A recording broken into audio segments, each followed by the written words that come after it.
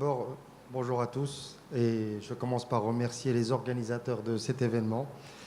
Industrie du Maroc, c'est une fierté pour nous de disposer d'un magazine que nous considérons être notre porte-parole à nous industriels. Merci. Alors, voilà, donc d'une part, je souhaiterais revenir d'abord sur le projet de l'industrie. Aujourd'hui, tout le monde admet que c'est la locomotive du développement économique du pays en général. Et je voudrais commencer par le début.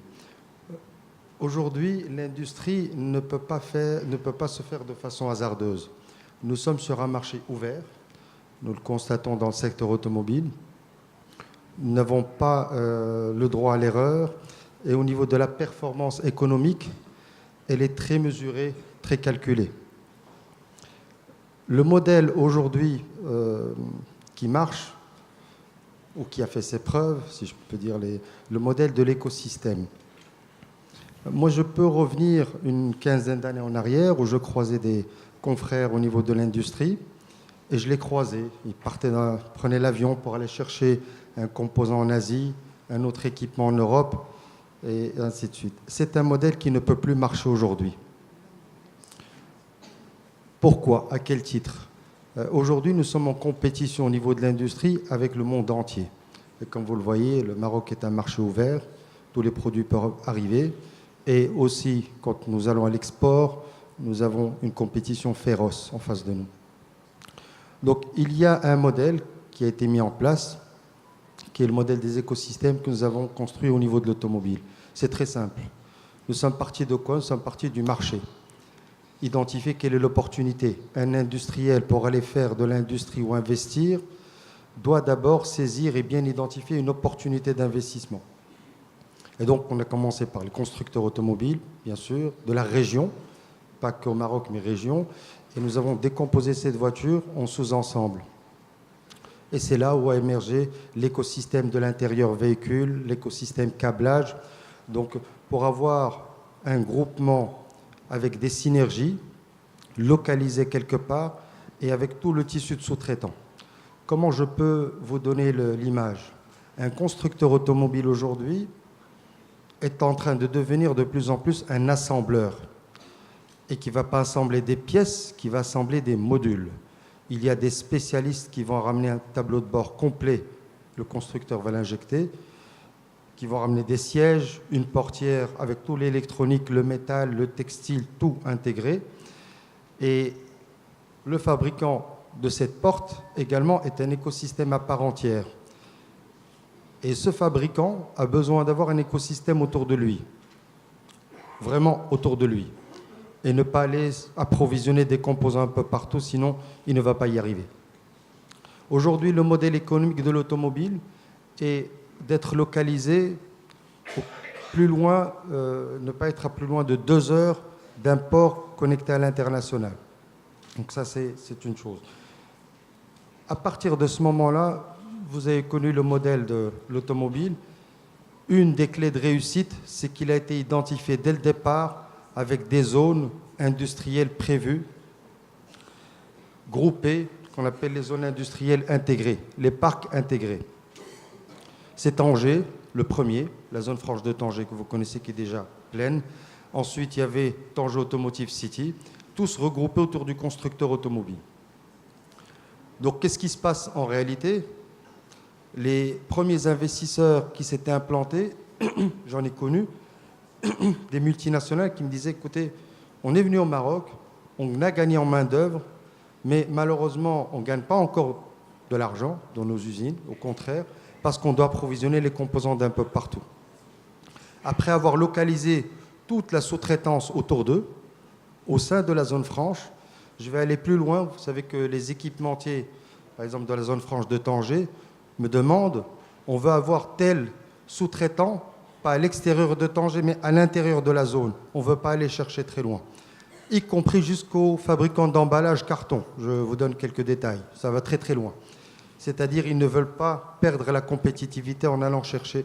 Donc tout l'écosystème est localisé à un endroit. Je vais aller peut-être vous donner un autre modèle. Et c'est le modèle de l'automobile qui a réussi. C'est le modèle qu'on trouve un peu partout dans le monde. Vous allez dans des pays dans le monde et vous allez trouver une région spécialisée dans tel pôle économique, une région spécialisée dans les matériaux de construction et d'autres, pour ne pas bifurquer. La question nous a été posée. Donc, il y a une deuxième zone qui a été développée au Maroc que vous connaissez, Kenitra, qui est aujourd'hui en train de se développer autour d'un pôle. Et nous sommes sollicités souvent par les régions du Maroc, mais très souvent. Il y a une envie très forte des régions de développer également l'industrie chez eux. Et nous nous sommes réunis au niveau du conseil du secteur de l'automobile de l'AMICA. On a présenté le sujet à tous les membres du conseil et je leur ai posé la question.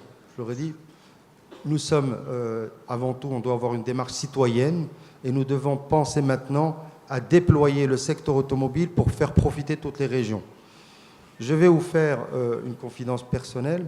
Lorsque un investissement automobile d'envergure est annoncé, il m'arrive de m'amuser dans les réseaux sociaux de voir les commentaires.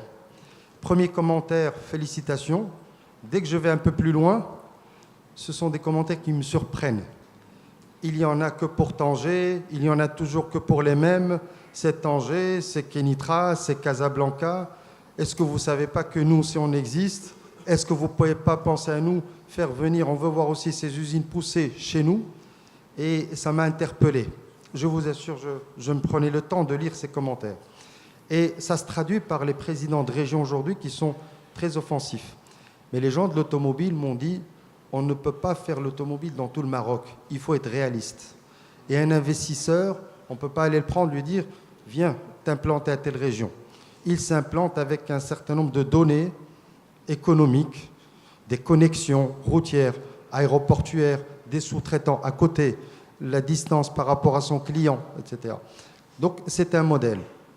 Par contre, ce que j'ai suggéré et mes discussions avec les régions, aujourd'hui, le moyen de se développer, c'est que chaque région, comme j'ai entendu la région du Souss, identifie son potentiel et les secteurs, les pôles économiques où elle peut réellement être performante.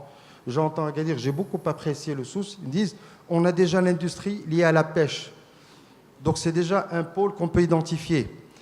Et on peut peut-être construire à partir de ce pôle. Et ça deviendrait, identifié à l'avenir, c'est la région qui, par excellence, deviendra la région pour l'agro-industrie orientée, maritime, etc. On peut avoir des régions qui vont être dans les chantiers navals, par exemple. Et donc, pour moi, c'est un projet où les régions doivent s'impliquer elles-mêmes, s'approprier elles-mêmes les projets. Effectivement, le dispositif des écosystèmes, il est là, déployé sur tout le territoire, avec des outils qui sont là. Après, maintenant, c'est que les régions le prennent, se l'approprient, s'impliquent et adhèrent au projet.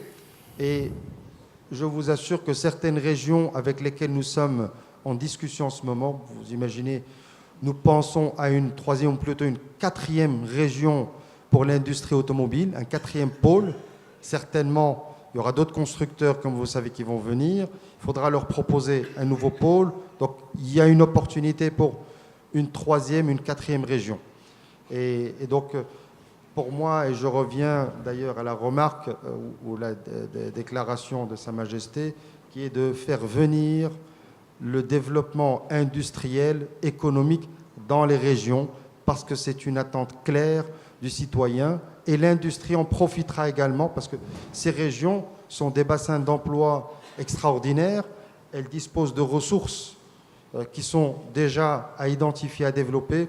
Et donc, pour moi, un des principaux axes de développement à l'avenir, c'est cette implication des régions et également le travail en synergie entre les fédérations industrielles. On ne peut plus dire à l'avenir l'industrie de l'automobile à part, de l'aéronautique à part. Nous avons un certain nombre de sujets communs. L'automobile, il y a du textile, de la métallurgie, de la plasturgie et inversement. Et donc, nous avons besoin également de travailler en synergie et ce partenariat avec les régions. Les aménageurs sont très importants. Bon, Medz, ici présent, ont été vraiment des contributeurs très forts pour le développement du projet sur Kenitra pour accompagner le projet PSA.